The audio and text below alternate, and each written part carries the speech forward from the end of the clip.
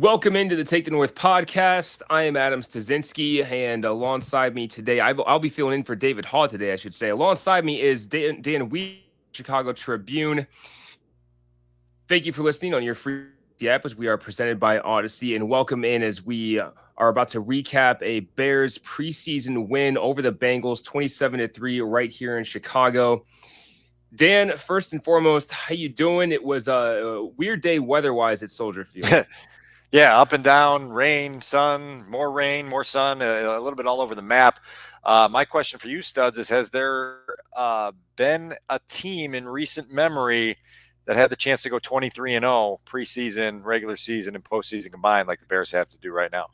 I did the New England Patriots go undefeated in their preseason? I actually don't think they did. I think they might have been 0 in that preseason, that 2007 season. No, I as far as I know, they're the first ones in line, right? So you never know. Here we go. So yeah. I'll have to look into that. If they're ever, because especially since, that's a good stat to look up. I'm gonna have to look into that. Like, I don't know if there's ever been that chance. Well, yeah, the Bears did get the win today, 27-3. Of course, everything with the Bears, Dan, starts with Caleb Williams. And I think that Caleb today, I actually thought Matt Eberflus after the game described his day pretty well. He called it a professional day. So we'll start with what wasn't good. The first three series of the game just weren't the first good. Quarter, The first quarter just wasn't good. The Bears went 3 and out every single time. And so how did you take that in? Because from my point of view, just watching home, it looked like they were just, and Caleb talked about this after the game as well, it looked like just like every series, it was something a little bit different that wasn't quite going right. Yeah, I was kind of anticipating the offense getting a chance to play deep into the second quarter just because of what Matt Eberflus has said since the spring about that sort of target zone of reps that they wanted to get Caleb in the one offense. Upwards of 45 to 55 reps. And so when you go 3 and out and you go 3 and out and you go 3 and out again, you're like, well, that's not enough reps. Like, they need more work. And I think for everybody involved, there was a little bit of gratitude that they did get more work, because those final 2 drives obviously provided some confidence. They provided some momentum, but the early struggles were, for me, just like that reminder of what we've been seeing in training camp, a rookie quarterback who's a little bit clunky, an offense that's still trying to find its footing, still trying to establish its identity. And so there's going to be some rough patches. And then the key test now is, how do you respond to those rough patches? And you mentioned Matt Eberflus's compliments of Caleb Williams after the game. I thought probably the most telling words from the head coach were his evaluation of Caleb's demeanor on the sideline and his disposition, and the understanding that, okay, it did get off to a rocky start, but there was never any urge to press. There was never, like, Caleb never comes across as nervy. You know what I mean? Like, you never see it when he's playing. You never hear it when he's talking. He just seems so calm and naturally relaxed at all times. And that rubs off. And I think that was big today, as the Bears kind of overcame those early struggles and then put together a couple of scoring drives that then left the people here at Soldier Field walking into the summer evening with, as I wrote in my column, their bear claws flexed, and that feeling like, okay, we've got a quarterback here who, despite, Adam, I'm sure you'd agree, the numbers very pedestrian: 6 for 13, 75 yards, 1 sack, no turnovers, 1 touchdown run, no touchdown passes. Pedestrian numbers, but you're looking for the eye test here. And what we've seen now on these last 2 Saturdays is a quarterback who feels comfortable and is showing it. Yeah, I would agree with that. When you talk about the eye test, I think that when you especially see those last couple drives the offense had, I mean, that's it right there. Like, you see that and you're just like, this kid can do some things that is just special. And like, in things that not a lot of people can do. And for him to hang with, like, and you know what, actually what I was really thinking about is this was the full spectrum of a rookie quarterback day, especially like the number 1 overall pick. We got the early struggles where a couple people on Twitter I saw referred to it as being jittery. I felt that was a good description. It was out of sync, like I mentioned earlier, little things going wrong here and there, but they stuck. I really, like you, am glad that the coaching staff decided to stick with the starting offense a little bit longer. They took that last drive, they were out there, Rome Odunze and Keenan Allen weren't out there, which is, it's fine. We know what they have in them.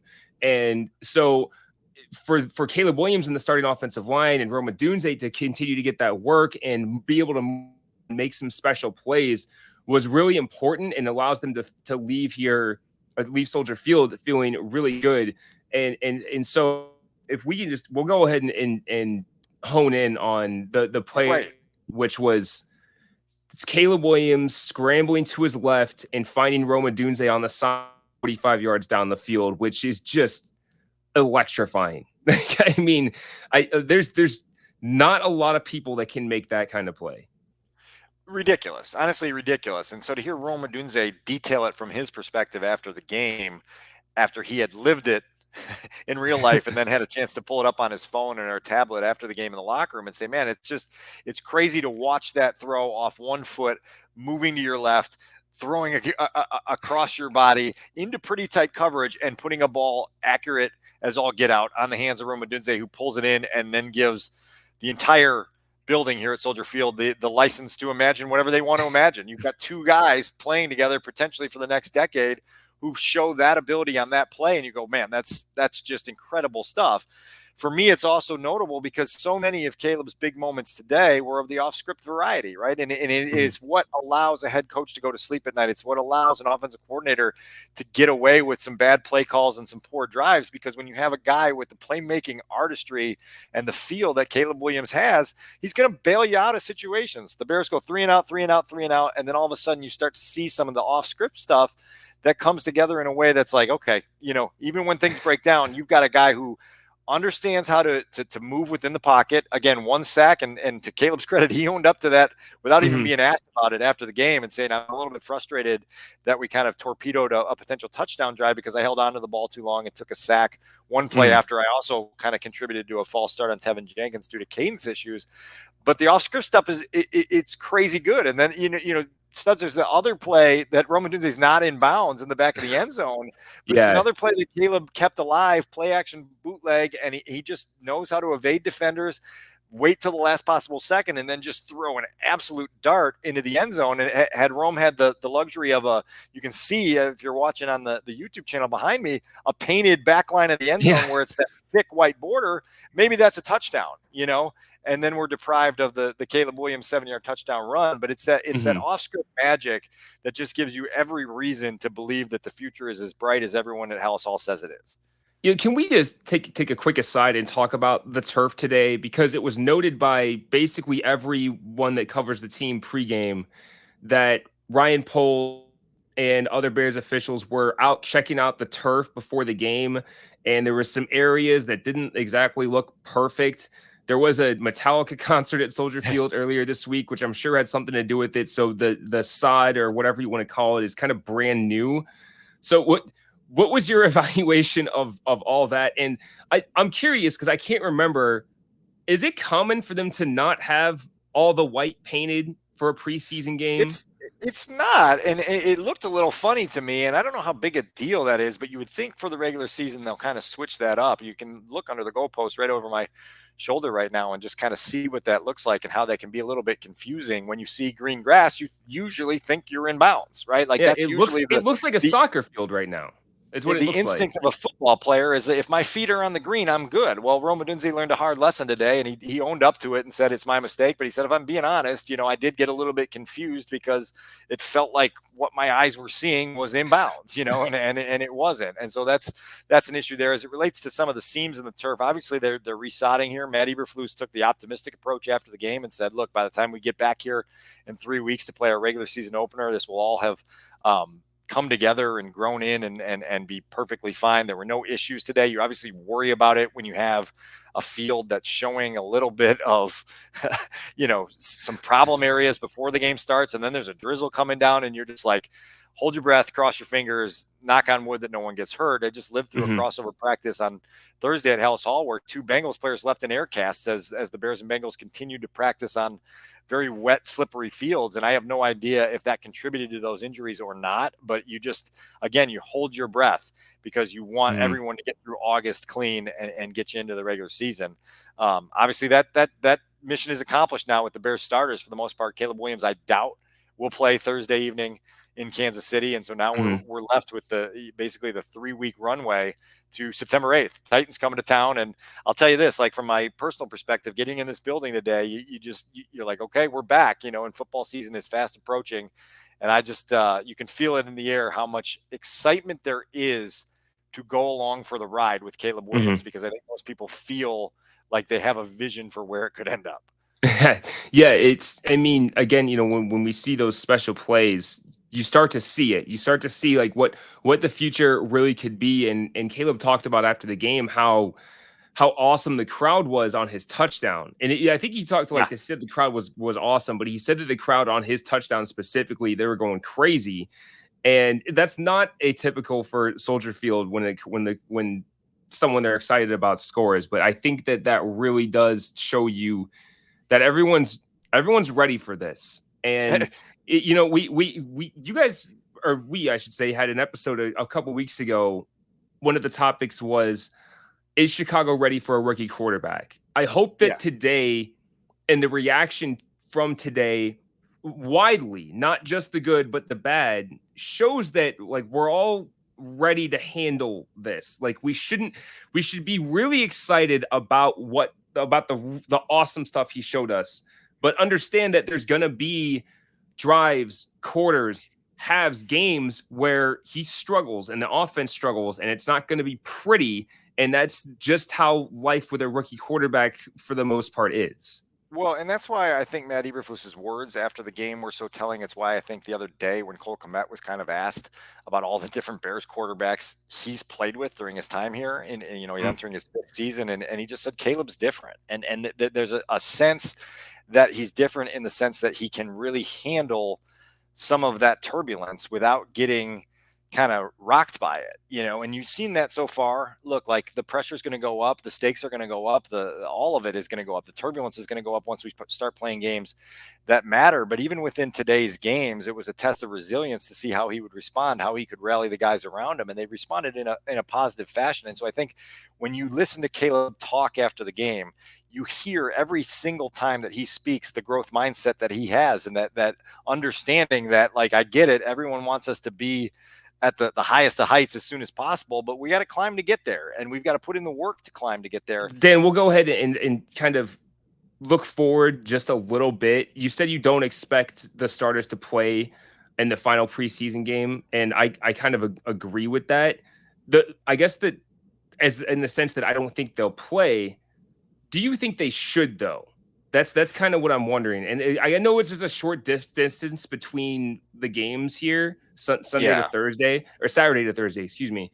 But I'm just curious. Like I kind of lean towards, and maybe it's just my own desire to want to see more of the starting offense. But like I'm curious. Like, do you think they actually do need the work? I mean, I understand the mindset. I think they can get the work without the eyes of the outside world on it. I think that they can script things in practice over these next 3 weeks to get ready and get all of the things that they still need to ironed out.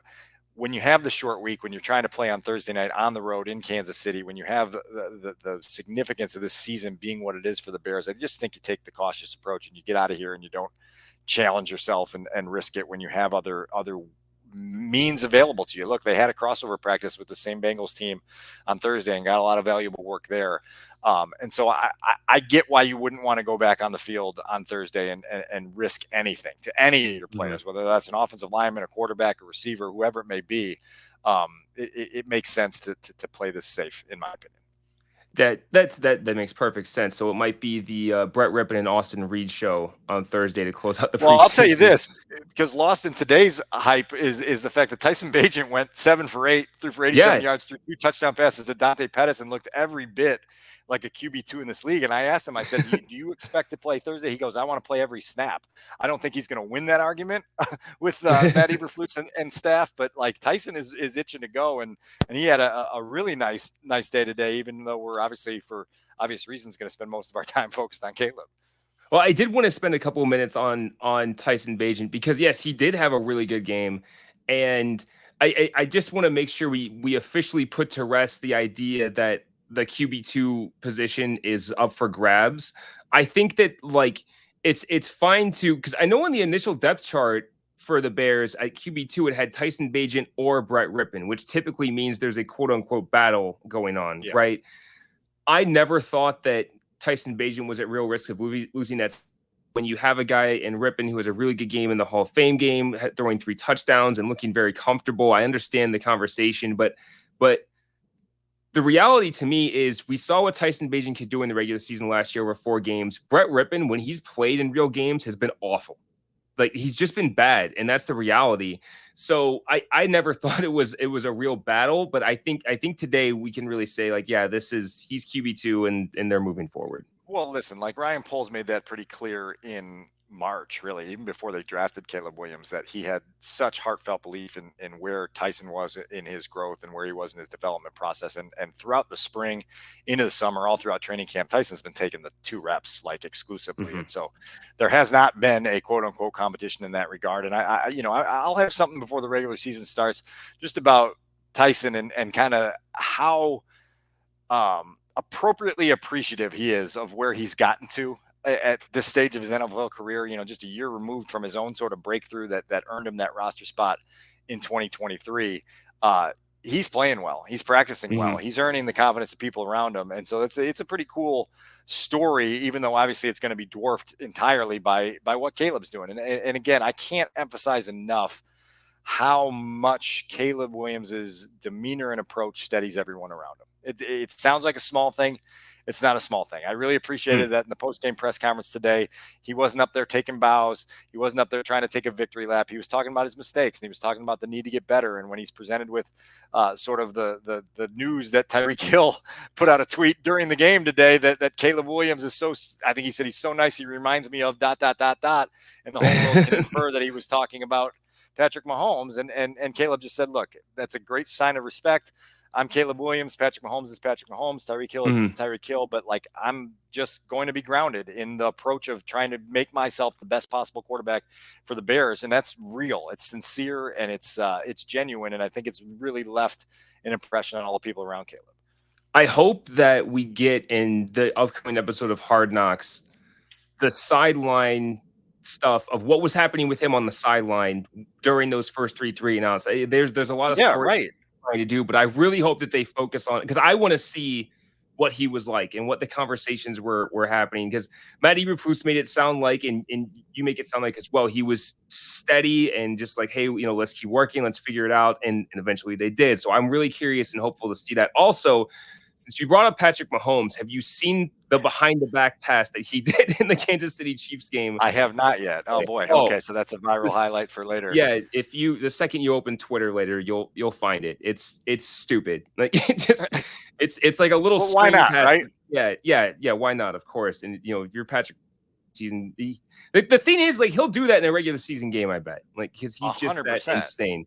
So anyway, a couple of things on the Caleb front. Number one, I would say that one of his best plays of today was an incompletion. It was a pass interference penalty on the deep shot play action to Tyler Scott. And it was just a beautifully thrown ball. And I like the fact that after the game, Caleb said he was irked that it wound up being a penalty because he really wanted the completion there, and I like that little competitive edge that he has there. So that was notable. And then when we talked at length earlier, Studs, about the rollout and the deep shot and the scramble to Rome Odunze, Caleb said, look, like, I studied Aaron Rodgers over the last 19 or 20 years. That guy's put stuff on film where it's moving right, moving left, moving forward, making these ridiculous off-platform throws and putting them right where they need to be.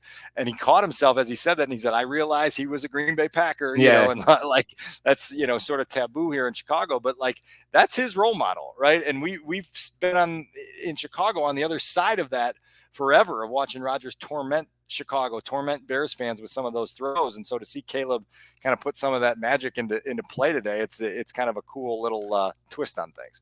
Well, and it's funny you say that because after that Rome Odunze play happened, the one that was completed on the sideline, someone said, like, I swear to God, I've seen Aaron Rodgers make that play 100 times against the Bears. And someone found Aaron Rodgers doing that and put it side by side. And it's like almost the exact same play, which is crazy.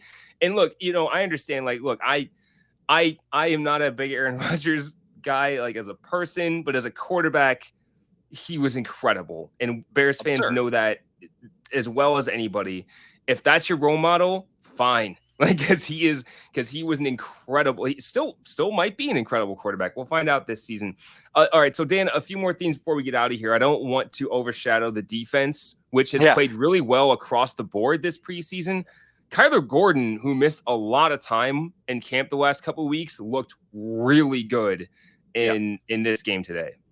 Yeah, put my concerns at ease immediately. And I'm glad you brought that up because it was the last thing I had starred on my game book down here to talk about, because it is interesting because the defense is getting overshadowed right now because all of the spotlight and the entire microscope is on Caleb Williams. So even when we walk in the locker room post game, you're looking to talk to Tyler Scott and Tevin Jenkins and Roma Dunze and everybody that was on the field with Caleb. And then there's all these defensive standouts who played today, a Jalen Johnson, a Tremaine Edmonds, a Montez Sweat, and Kyler Gordon, for example. And you're like, man, they are being overshadowed during the preseason. I don't think that will be the case in the regular season if they go out and they have a game where they win 27-3. I think we'll be talking about how dominant the defense is. So they'll have to wait a little bit for that. But Gordon today, 2 blitzes out of the slot, 1 forced an incompletion, the other one forced a hit that you could watch 150 times and feel really bad for Logan Woodside, just absolutely blindsided there.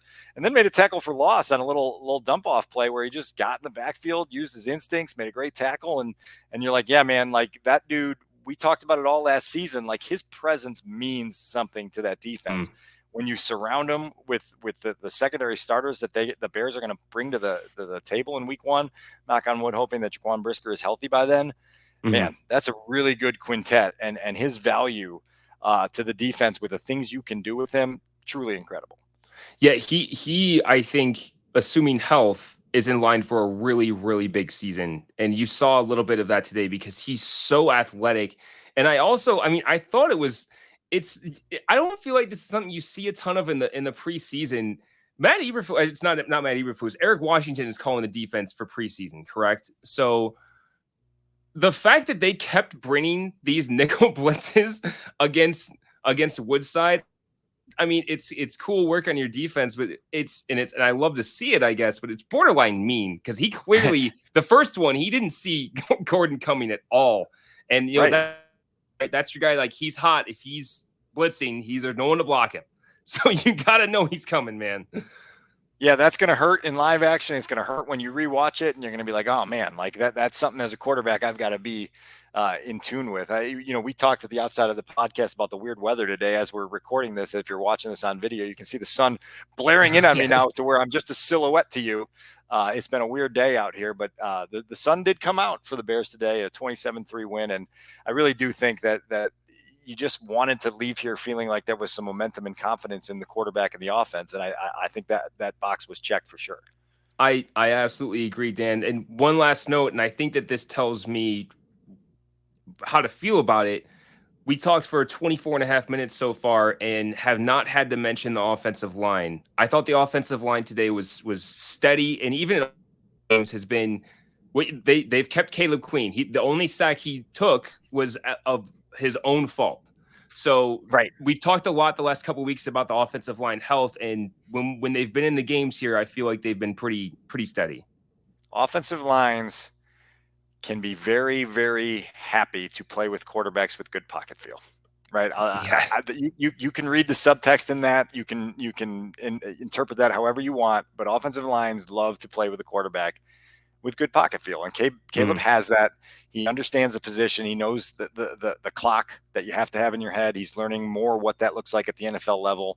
But I don't think we're going to spend a lot of post-game pods talking about a flood of unnecessary sacks that were taken that torpedoed drives. And again, to Caleb's credit, he took one today that sort of prevented a potential touchdown drive from getting in the end zone. They had to settle for a field goal, but he owned up to it right after the game. It was like, man, I'm still bothered by that. And that tells you a guy who understands his responsibility, understands the ownership that he has of keeping himself off the ground, even as 5 guys in front of him and sometimes 6 and 7 try to keep him on his feet. He gets it, and so we'll watch that. We'll monitor that as the season goes along, but I would bet that you're going to see a sack rate from Caleb Williams this year that is going to kind of be eye-opening when we get to the end of the year. I would not be shocked. His pocket feel is it jumps at you. You can tell that he knows where he needs to go in the pocket, for the exception of the one play where he got sacked today. He knows how to feel his way around the pocket. So, Dan, we'll wrap it up there. Anything else before we get out of here? No, it's just, again, like those flashes, you can feel a stadium come alive. And this was obviously Caleb's home debut. And look, I know I get the reputation every once in a while as being the realist / pessimist, and keep your feet on the ground and keep yourself level headed. But I do think there is going to be a very fun part of this journey if you can keep the right perspective, where you live in those moments, like those extended play bombs to Roma Dunze, the touchdown run that Caleb had today, and you just go, man, like that's just fun. Like, and that's the essence of being a fan of football and watching the game. There's going to be a lot of fun moments, and today was another sort of appetizer that teases you with that. One more step towards the regular season as we wrap it up here. Thank you for listening to the Take the North podcast. For Dan Wiederer of the Chicago Tribune, who is a silhouette now at Soldier Field, I am Adam Studzinski. David Haugh will be back this coming week as we wrap up the preseason. We have another episode of Hard Knocks coming our way, and we'll keep tracking as we get ready for the Titans to start off the regular season in less than a month now. So again, I am Adam Studzinski. This is the Take the North podcast. We'll catch you next time. Great talk. See you out there.